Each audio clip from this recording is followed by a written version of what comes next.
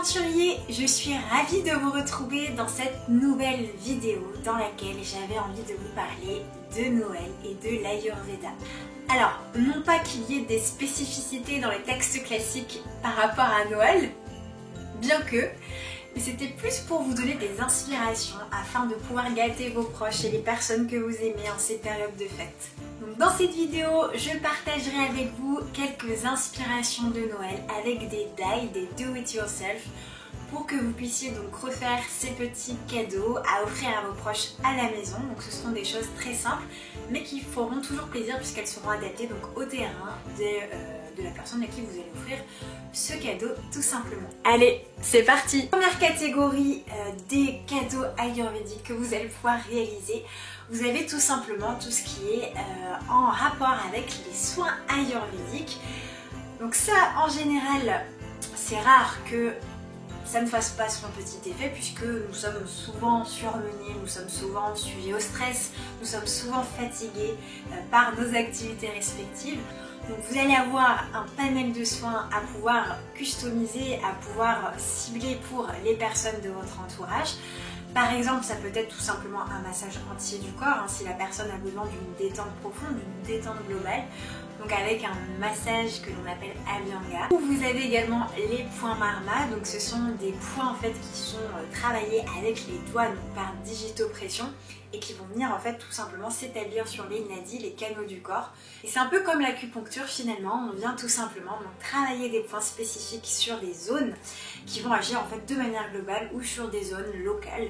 Donc ça aussi, ça peut faire partie d'un soin pour, si jamais, je sais pas, vous avez par exemple votre papa ou alors votre frère ou même votre conjoint qui est très stressé.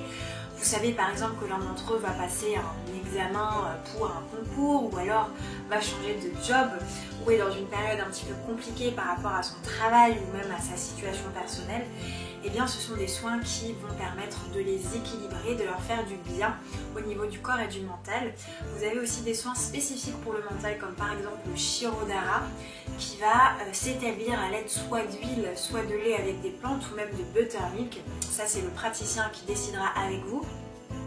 Et en fait ce soin il est vraiment spécifiquement dédié pour justement stimuler l'hypothalamus, pour détendre le cerveau, c'est le cas de le dire, hein, pour pouvoir détendre l'esprit, pour diminuer l'hypertension, pour diminuer les insomnies, les maux de tête, les chutes de cheveux, la colère, pour diminuer la dépression, la tristesse, le stress de manière générale. Donc j'ai oublié de vous dire aussi pour les massages, vous n'avez pas que l'Abhyanga bien évidemment, vous avez aussi des zones spécifiques comme par exemple les pieds avec des massages de pieds ayurvédiques ou alors carrément le bol kansu. Le bol kansu, je vais vous montrer.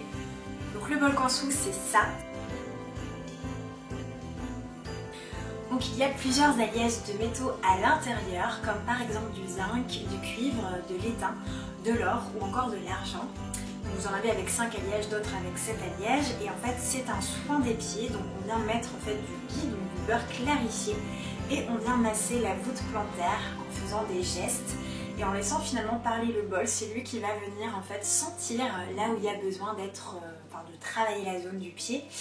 Donc par des gestes. Et ça c'est un soin que l'on va donner justement aux personnes qui vont être très stressées, qui vont avoir beaucoup de colère, beaucoup d'hypertension aussi, ou tout déséquilibre qui est lié à Pitta, au dosha Pitta. Donc ça c'est un soin qui est adoré par les personnes Pitta en général, hein, Pitta pur, Pitta Vata, Pitta Kapha, même les Kapha Pitta d'ailleurs, ou les Vata Pitta, et en fait parce que c'est un soin qui va tout simplement s'adresser beaucoup à Pitta mais aussi à Vata, qui va beaucoup apaiser le stress, qui va beaucoup apaiser la colère, les personnes qui vont être très Pitta ou avoir un gros déséquilibre Pitta par exemple.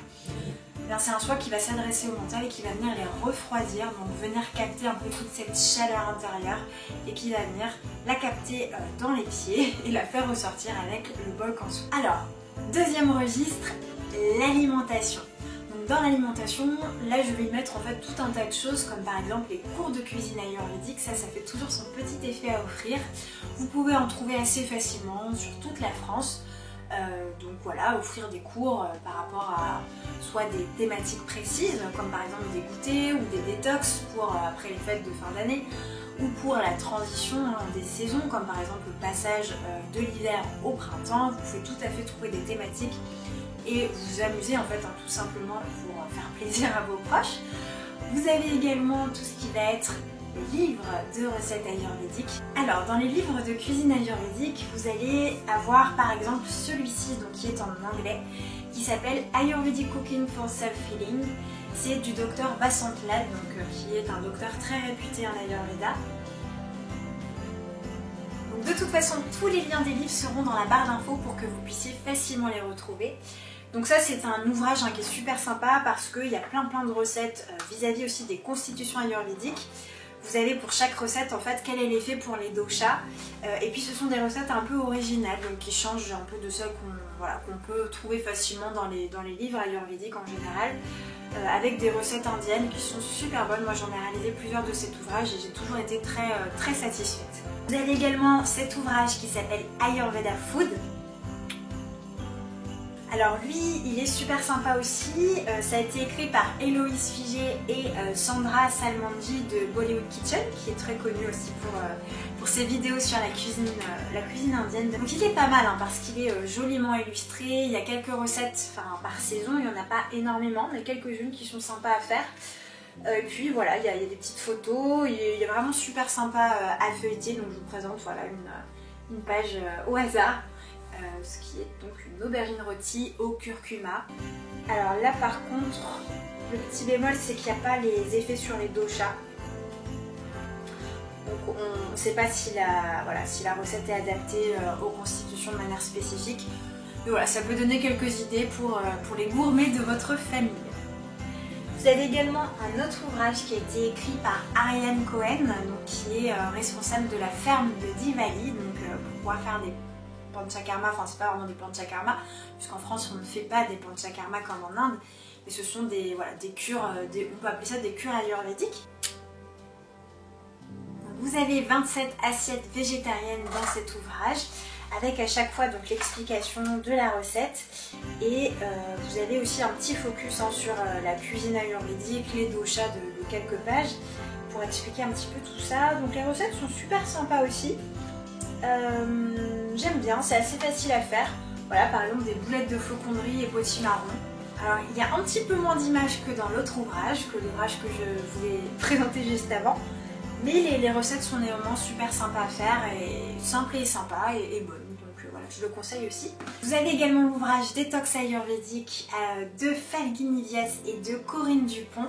Donc ça c'est un ouvrage qui est super sympa aussi, avec pas mal de recettes ayurvédiques et des épices ayurvédiques. Néanmoins, j'y ai vu quelques petites erreurs, donc notamment pour les épices, et puis quelques aliments qui pour moi ne font pas partie de la détox ayurvédique, comme par exemple le panir, puisque ça fait partie des aliments qui sont plutôt encrassants que détoxifiants. Mais sinon c'est superbement bien illustré avec des jolies photos. Je vais vous en montrer une par exemple. Un gâteau aux fines grecques, voilà, où vous avez la petite recette et puis l'explication juste à côté. Alors il n'est pas spécifié à chaque fois pour quel dosha, quelle constitution la recette est adaptable ou non, et si elle est compatible ou non. Mais néanmoins, pareil que pour les autres bouquins, ça va pouvoir vous donner quelques inspirations de recettes. Et par contre, la partie sur les épices est très bien faite. Là, vous avez par exemple les indications, l'utilisation, les goûts, les qualités et les effets sur les doshas. Donc c'est plutôt bien fait par rapport à ça. Voilà, c'est un ouvrage qui est plutôt sympathique pour les personnes qui découvrent l'alimentation ayurvédique. Donc avec quelques petits bémols comme je vous l'expliquais, mais néanmoins il est super bien fait, il est très agréable à lire, et la partie sur les épices c'est vraiment son point fort. Ensuite on a mon chouchou, mon livre chouchou qui est Maya Tiwari, Ayurveda, la vie est un équilibre. Ça je vous l'avais présenté sur une vidéo sur les livres ayurvédiques que je vous conseillais, et je l'adore parce que je le trouve hyper complet. Et c'est un des seuls qui écrit en français aujourd'hui et qui explique en fait les recettes par type ayurvédique, avec des recettes super cool, super originales et puis super faciles à faire surtout. Donc je l'adore, voilà, je l'adore, je les fais souvent les recettes, et puis on a un gros scope sur l'alimentation, sur aussi la dinacharya, sur plein de choses comme les profils par exemple, les profils, on a des petits dessins, des petites illustrations sympas sur chaque constitution et type de corps. et il est super quoi. Voilà, c'est mon livre préféré sur l'alimentation aujourd'hui. Et moi donc je suis aussi en train de rédiger un livre sur l'alimentation ayurvédique pour vous donner des recettes aussi par constitution et puis sur tout un tas d'autres éléments, mais ça je pourrais pas vous dire tout de suite hein, parce que c'est encore en train d'être écrit. Ça va sortir dans une jolie maison d'édition qui se trouve en fait à Paris et il sera disponible en fait pour janvier 2021. Donc je suis en train de l'écrire. Ça me prend un temps fou, mais je suis trop heureuse de pouvoir sortir cet ouvrage. Et puis vous pouvez aussi offrir des tisanes, hein, des tisanes ayurvédiques. Soit vous les composez vous-même, soit vous les achetez déjà préparées, donc avec par exemple de la rose, de l'hibiscus, des épices. Vous pouvez utiliser aussi du tulsi, de la brahmi. Alors bien, il faut faire attention à bien connaître les contre-indications de ces plantes vis-à-vis de la personne à qui vous allez offrir ces plantes parce qu'on ne sait jamais. Sinon vous avez tout simplement des marques hein, qui proposent les tisanes ayurvédiques, les infusions ayurvédiques. Je vais vous en présenter l'une d'entre elles. J'avais acheté cette tisane il y a quelques temps qui est de la route des comptoirs, qui est une infusion tridoshique. Donc, qui va être à base de gingembre, de réglisse, de citronnelle, de coriandre, de clou d'irop, de fleurs d'oranger et encore plein d'autres plantes. Et ça voilà, c'est aussi la petite infusion qui fait toujours plaisir. Vous avez aussi pour les vata, pour les pitta, pour les kapha. Elle est biologique. Je précise que dans tout ce que je vous ai présenté dans cette vidéo, il n'y a rien qui est en placement produit. Tout a été acheté par moi, voilà, je ne fais pas de placement produit. Voilà, par contre je vous mettrai tous les liens de ces produits donc en barre d'infos, encore une fois pour que vous puissiez les retrouver. Hop. Alors là on va passer à un côté un peu plus pratico-pratique avec des do it yourself que vous allez pouvoir donc proposer en cadeau. Donc je vous emmène en cuisine pour qu'on puisse faire ce petit dal ensemble. Nous allons donc réaliser ensemble un mélange d'épices ayurvédiques. Alors pour cet exemple, nous allons partir sur une base de 60 g de poudre, mais vous pouvez tout à fait adapter la quantité en fonction de ce que vous souhaitez réaliser, si vous souhaitez en réaliser plus pour pouvoir offrir à plusieurs personnes. Donc vous allez avoir besoin d'une cuillère à café de graines de cumin, une cuillère à café de graines de coriandre, une cuillère à café de graines de fenouil, quelques gousses de cardamone, une cuillère à café de noix de muscade, une cuillère à café de gingembre, une cuillère à café de graines de poivre noir, une cuillère à café de cannelle en poudre et une cuillère à café de curcuma. Bien évidemment, ce mélange d'épices est à customiser en fonction de la constitution ayurvédique de la personne à laquelle vous allez offrir le mélange. Pour les personnes pitta, vous pouvez tout à fait remplacer le gingembre par exemple par de la menthe poivrée ou encore par des feuilles de coriandre si vous le souhaitez, ou même de la rose en poudre.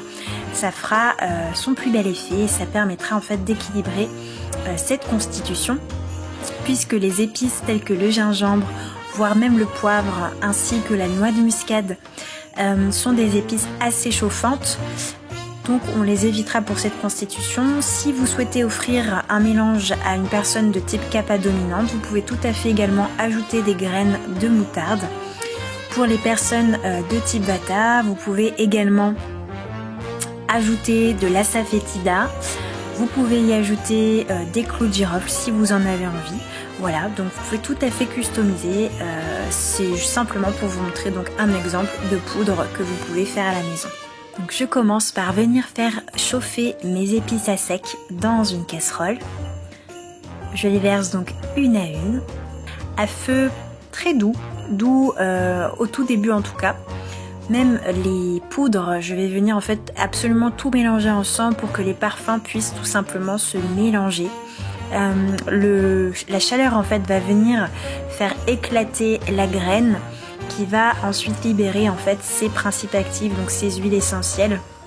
C'est pour ça que je vous conseille de tout cœur de plutôt réaliser ce mélange avec des graines d'épices plutôt que de la poudre. J'ai quand même mélangé quelques poudres tout simplement parce que c'était plus simple pour moi de ne pas prendre par exemple de la cannelle en bâton. Je trouvais ça plus simple d'utiliser de la poudre, mais vous pouvez donc mélanger les deux pour faire chauffer. Alors il s'agira de faire chauffer vraiment 2-3 minutes, le temps vraiment de que les graines puissent faire ressortir leur odeur et vous allez tout aussitôt après éteindre le feu. Il ne faut surtout pas les faire cramer, sinon votre mélange de poudre prendra une odeur un peu fumée, ce qui peut être un peu désagréable pour certains palais.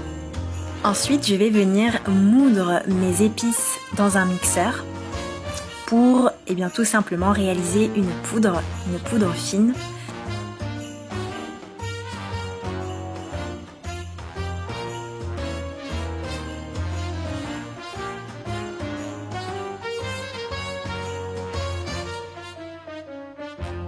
Il y a l'option où vous pouvez tout simplement passer la poudre au tamis pour qu'elle soit beaucoup plus fine, comme ici. Sinon, vous pouvez aussi bien mettre les morceaux si vous avez envie que la poudre soit un petit peu plus goûtue. Sinon, vous pouvez tout à fait reprendre la poudre telle qu'elle avec plus de morceaux. Donc moi en fait je vais faire un mélange des deux, je vais passer un peu au tamis et je vais mettre en fait tous les gros morceaux parce que j'aime bien tout simplement quand c'est bien goûtu, et dans ma famille c'est un peu pareil, on a l'habitude en fait de manger les graines d'épices. Donc plus il y a de morceaux, plus on aime dans ma famille. Donc du coup, comme c'est pour offrir à ma maman, je vais laisser les morceaux. Voilà, c'est vous qui choisissez l'option que vous souhaitez. Ensuite, il ne vous restera plus qu'à transvaser votre poudre dans un bocal hermétique. Ce que je vous conseille de faire, c'est de dater tout simplement le moment où vous avez réalisé votre mélange pour que la personne puisse avoir quand même une date en tête, une date de création, et qu'elle puisse savoir combien de temps garder la poudre. Elle peut tout à fait se garder jusqu'à 3 ans si elle est bien conservée, à l'abri, au sec et dans son bocal correctement fermé. Mais bien évidemment, plus vous attendez, plus les principes actifs vont disparaître en fait petit à petit. C'est tout à fait normal, surtout si vous laissez la poudre au soleil. Donc il faut vraiment la garder à l'abri de la lumière. Voilà les aventuriers, donc j'espère que cette vidéo vous aura donné quelques inspirations pour pouvoir gâter vos proches.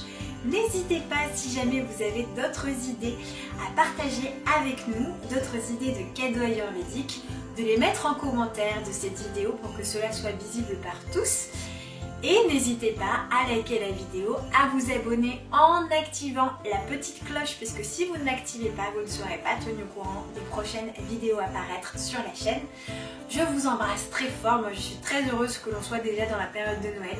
J'ai vraiment hâte de fêter Noël, de me retrouver en famille et de pouvoir tout simplement célébrer dans l'amour, dans la bienveillance et dans la lumière cette jolie fête.